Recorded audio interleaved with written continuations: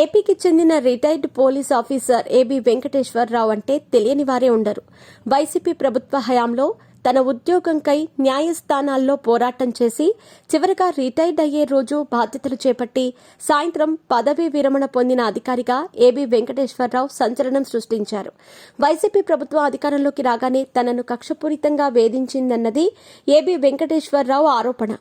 అయితే నాటి వైసీపీ ప్రభుత్వంపైనే ధిక్కార స్వరం వినిపించి చివరకు న్యాయస్థానం ద్వారా ఉద్యోగ బాధ్యతలు చేపట్టి అదే రోజు ఏబీ వెంకటేశ్వరరావు పదవీ విరమణ పొందారు.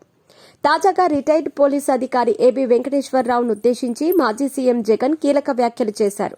బుధవారం నిర్వహించిన మీడియా సమావేశంలో జగన్ మాట్లాడుతూ సీఎం చంద్రబాబు కక్షపూరితంగా వ్యవహరిస్తూ వైసీపీ సోషల్ మీడియా యాక్టివిస్టులను అరెస్ట్ చేసేలా పోలీస్ శాఖను ప్రయోగిస్తున్నారన్నారు.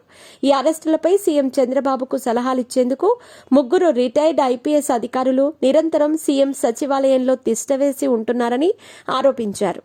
అలాగే ఏబీ వెంకటేశ్వరరావు, ఆర్పీ ఠాకూర్, యోగానంద్ పేర్లను ఉచ్చరించి ఏకవచనంతో జగన్ సంబోధించారు.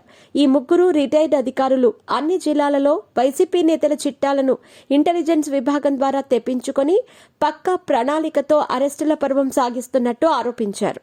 జగన్ చేసిన ఆరోపణలపై రిటైర్డ్ పోలీస్ అధికారి ఏబీ వెంకటేశ్వరరావు స్పందించారు.